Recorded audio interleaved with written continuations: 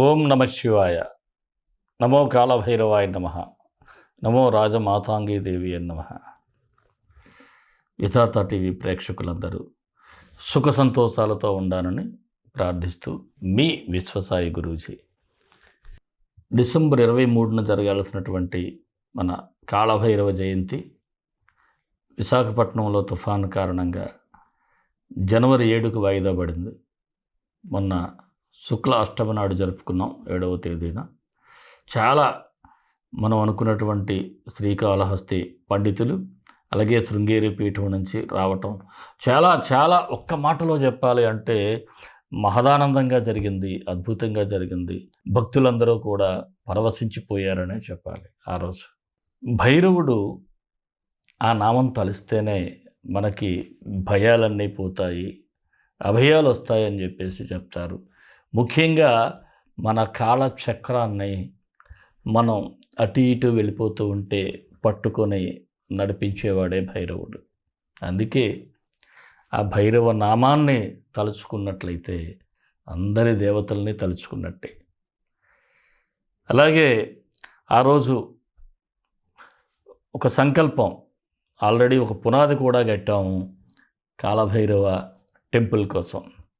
మనం ఎలాగైతే పీఠం చూపించేటప్పుడు మీకు ఈ హోమాలు రాజమాతాంగి దేవి, మానసాదేవి, భైరవుడు, భైరవి మాత, స్ఫటిక శివలింగం, సంకటహర గణపతి, ఇలా ఈ యొక్క మూర్తులతో మనం దేవాలయాన్ని కూడా నిర్మించబోతున్నాం. పాలరాతి విగ్రహాలయాన్ని తీసుకుంటున్నాం. ఇది వారు కూడా పండితులు దానికోసం ఆశీర్వచనాలు కూడా ఇవ్వటం జరిగింది. అయితే ముఖ్యంగా ఈ దేవాలయ నిర్మాణంలో మీ వంతుగా కూడా మీ యొక్క పాత్రను పోషించవచ్చు. మీరు కూడా ఒక అద్భుతమైనటువంటి మహత్తర అవకాశాన్ని ఉపయోగించుకోవటానికి ఒక అవకాశం ఉంది. ఈ దేవాలయ నిర్మాణంలో మీ భాగస్వామ్యాన్ని కూడా నేనైతే కోరుతున్నాను, ప్రార్థిస్తున్నాను. ఎవరైనా మీకు అవకాశం ఉన్నంత వరకు మీరు ఇందులో ఒక భాగస్వాముల కండి. ఈ దేవాలయ నిర్మాణంలో తప్పకుండా ఆ స్వామివారు, అమ్మవారు మీకు ఆశీస్సులు ఉంటాయి. స్క్రీన్ మీద స్క్రోల్ అవుతున్నటువంటి నెంబర్కు మీరు ఈ దేవాలయ నిర్మాణం కోసం అని పెడితే వివరాలు తెలియజేస్తారు. దాన్ని బట్టి మీరు ఆ అకౌంట్కి మీరు అనుకున్నటువంటి అమౌంట్ని పంపించగలరు. అలాగే మరి యాజ్ యూజువల్గా మన పీఠంలో మరల రేపు అమావాస్య నుంచి కార్యక్రమాలు కొనసాగిస్తున్నాం. అమావాస్య నాడు రాజశ్యామల సహిత మహాకాల భైరవ హోమం జరుగుతుంది. భక్తులు మీ యొక్క ఇబ్బందులు కానీ, మీ యొక్క ఈతి బాధలు కానీ, కష్టాలు కానీ ఏదున్నా సరే ఈ హోమంలో పరోక్షంగా పాల్గొన్నట్లయితే తప్పకుండా మీకు అద్భుతమైనటువంటి పరిష్కారం లభించగలుగుతుంది. ఈ హోమంలో పరోక్షంగా పాల్గొనే వారికి ప్రసాదం, విభూది కూడా అందజేయబడతాయి. అలాగే మీ గోత్రనామాల వీడియో కూడా అందజేయబడుతుంది. ఇక అన్నిటికంటే ముఖ్యంగా ఈ కార్యక్రమం అయిన తర్వాత అన్నప్రసాద సేవ. ఏ మంచి కార్యక్రమం చేసినా, ఏ దైవారాధన చేసినా లేనివాడికి అన్నం పెట్టినట్లయితే ఇంకా మంచి ఫలితాలు అనేవి వస్తాయి. మనం ముఖ్యంగా మనం అన్నప్రసాద సేవకు కూడా ఇంపార్టెన్స్ ఇస్తున్నాం. ఇవన్నీ జరుగుతాయి. మీరు ఎవరైనా సరే అంటే 29వ తేదీ బుధవారం మనకి ఈ హోమం ఇక్కడ జరుగుతుంది మన పీఠంలో. పరోక్షంగా పాల్గొనే భక్తులు స్క్రీన్ మీద స్క్రోల్ అవుతున్నటువంటి నెంబర్కి మీరు హోమం కోసం అని పెట్టినట్లయితే మీకు వివరాలు కూడా తెలియజేయబడతాయి. మరి ఇంత అద్భుతమైనటువంటి కాళభైరవ జయంతి కార్యక్రమంలో పాల్గొన్న భక్తులందరికీ కూడా నేను చెప్పినట్లుగా మీకు కరుంగల్లి మాలలు కానీ, అలాగే కొంతమంది మహాకాళభైరవ యంత్రాన్ని కూడా, లిఖించిన యంత్రాన్ని కూడా పంపించారు. వారికి త్వరలోనే పోస్టల్లో కూడా అన్నీ అందజేయబడతాయి ప్రసాదాలతో పాటు. అందరూ కూడా బాగుండాలని, ఆ భైరవుని ఆశీస్సులు ఉండాలని మరలా కోరుకుంటూ, మరి మన వీడియోలు మీకు నచ్చుతాయనే భావిస్తాను. ఒక్కసారి మన వీడియోకి ఒక లైక్ ఇవ్వండి. అలాగే మీ మిత్రులందరికీ షేర్ చేయండి. ఎవరైనా మన ఛానల్ సబ్స్క్రైబ్ చేసుకోకపోతే సబ్స్క్రైబ్ చేసుకోండి.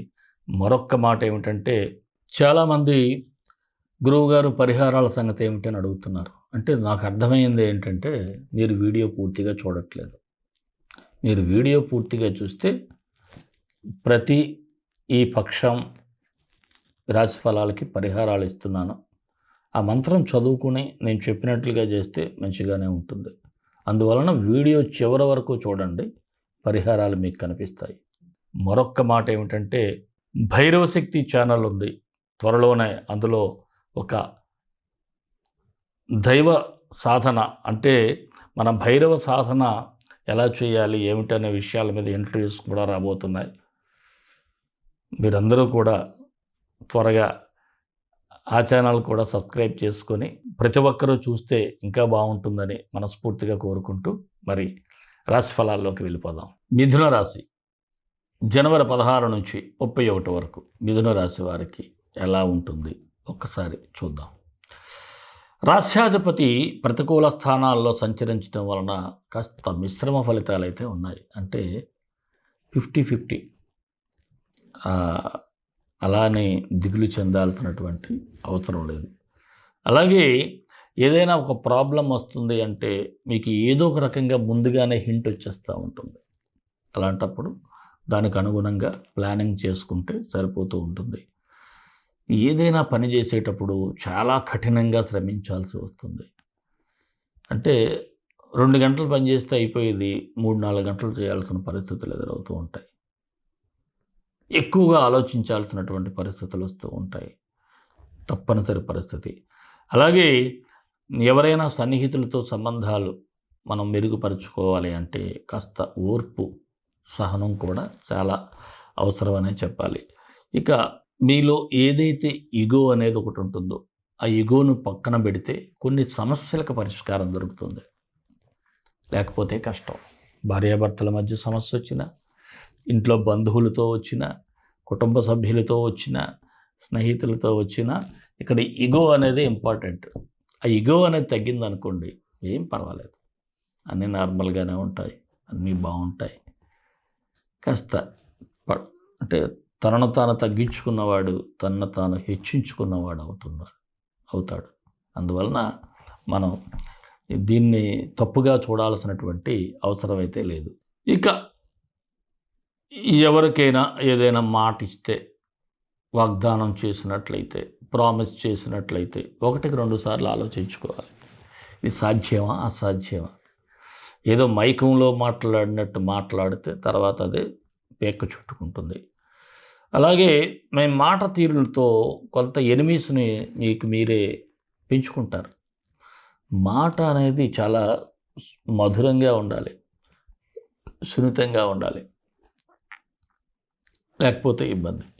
అలాగే నూతన స్త్రీలతో పరిచయాలు కూడా కొంత ఇబ్బందిని తీసుకొస్తుంది. గృహ నిర్మాణ ప్రయత్నాలు కూడా కాస్త ఆలస్యం అవుతూ ఉంటాయి. కోర్టుకు సంబంధించి వ్యవహారాలు కూడా ఆచితూచి వ్యవహరించాలి. రుణ ఒత్తిడి తగ్గించుకోవడానికి ఏదో ఒక కొత్త ప్రయత్నం ఏదో చేద్దాము, దీనివల్ల ₹1 కలిసి వస్తుంది, ఎలాంటి ఆలోచనలు అయితే వస్తాయి. ఇక స్థిరాస్తులు ఏమైనా కొనుగోలు చేయాలనుకునే వారికి చిన్నపాటి ఆటంకాలు ఉంటాయి. ఏదైనా ఈ ల్యాండ్ ఇష్యూస్ కానీ మరొకటి కానీ. అలాగే వివాహం కాని వారికైతే వివాహ ప్రయత్నాలు సానుకూలంగా ఉన్నాయి.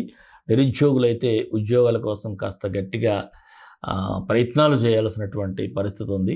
రాజకీయ నాయకులకు చూస్తే తొందరపాటు డెసిషన్స్ తీసుకోవటం వలన ప్రజల్లో మీ ఇమేజ్ని డ్యామేజ్ చేసుకునేటువంటి స్థితిగతులు కూడా ఉంటాయి. ఉద్యోగస్తులకైతే మిశ్రమ ఫలితాలే ఉన్నాయి.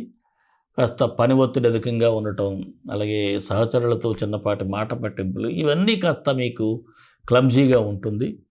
కాకపోతే కాస్త ధ్యానం చేసుకుని నిదానంగా ఉంటే సరిపోతుంది.